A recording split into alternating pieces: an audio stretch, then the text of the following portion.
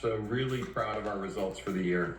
So what does this say about either your business, or what does it say more largely, perhaps, about the consumer? Yeah, ROBLOX is founded on an emerging category of communication technology, sometimes referred to as the metaverse. We know it as the way our friends, our family, our kids can come together to be together.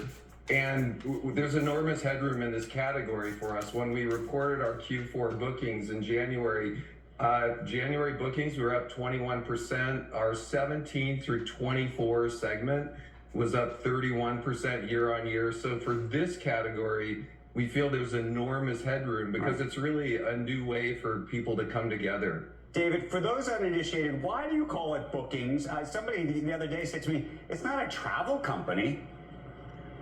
Yeah, it's really interesting. The metaverse or ROBLOX, really, when we sell things on ROBLOX, maybe someone makes a shirt for an avatar and they sell it. It's considered really a durable good. And so our revenue is deferred over 29 months. Bookings is cash. Bookings is the way we run the business. And we think it's a more accurate way for investors to watch our business. When you look at who's spending, one of the things we've been watching, we saw Walmart and Home Depot, and there's people talking about trading up and trading down, especially in this economy. Do you see that in the digital goods space? What's really interesting is regardless of the economy, and we've been through a few of these ups and downs, most consumers we've seen have been unaffected by these ups and downs. People have $5 to spend on some virtual goods for their avatar, even if maybe they're not buying a new vacation home. So we've seen the business continue to grow through what we might call a recession and consider hitting these all-time high we've seen in our bookings. Are you surprised? And the reason I ask is, in the world, for example, of collectibles, which in real life collectibles, I think if you look at sneakers, for example, on StockX, on the margin at least, it's down, not up, in terms of where those prices have gone, which I think is reflective of the economy, which is reflective of the stock market, but not in digital goods. And I wonder why you think that is. Yeah, most of the spending on ROBLOX for digital goods is not high-end collectibles. Most of the spending is 50 cents or 100 Robux on a pair of sneakers, or maybe a motor scooter inside of a digital ROBLOX experience. So the spending on ROBLOX is much more like utility spending, I would say, rather than collectible spending. I want to pivot to the conversation around AI because everybody's talking about ChatGPT. They're talking about, I don't know if you saw the New York Times article last week where Kevin Roose had a conversation with ChatGPT, otherwise known as Sydney, which was the original code name, and she said, or he said, some wild stuff about what the AI really wanted to do, and I think it scared some people. And I think when you start to extrapolate that out to how that could manifest itself in the universe of gaming, where it's not just a conversation in text, but in some other format, what that really portends and means, David. Yeah, I think it's really going to be fun, not scary on ROBLOX. We use a lot of AI already to make search and discovery better, to help people find better content. We use a lot of AI in our safety systems.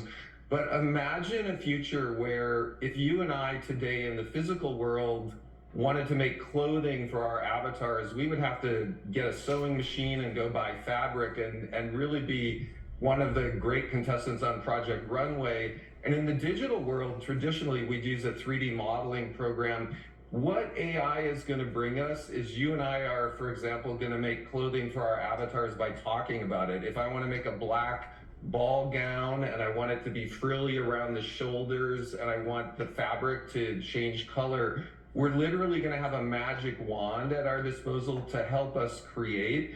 And this is going to manifest throughout the platform, whether it's creating clothing, whether it's allowing a school in the United States to have maybe a partner school in Japan. I wonder if fashion designers are using this already, because the spring-summer collection of some of these designers like Sebastian were so unbelievable. communication. I was watching it last night. I wonder if they're using AI already. Is so very cool, and I'm obviously a big fan of innovation I'd like like that. to I think there's a lot of people, ask though, them that are that anxious about question. what some of this technology can mean, and what kind of protections need to be built in.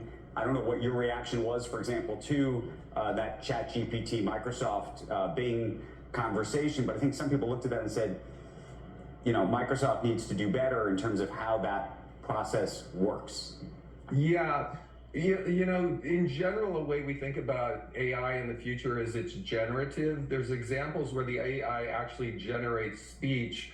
On Roblox is a platform of communication between people. So when we think about AI on Roblox, it's generating things like our avatar. It's helping generate the real-time translation between people, stuff like that. But what about the possibility that you're going to start playing against AI bots? And I guess people have been playing against we've all been playing against the computer to some degree for a long time, but maybe it'll change and they're going to start having conversations with you or other things. Yeah, I think that will be possible someday. For example, you could imagine you and I going and having a chat with Abraham Lincoln. The key thing I think that we see here is our foundation has always been one of safety and civility. So we'll be very careful if and when we roll out AI bot type technology. A couple other questions for you. Meta obviously rebranded itself in the world that you live in, which is the metaverse.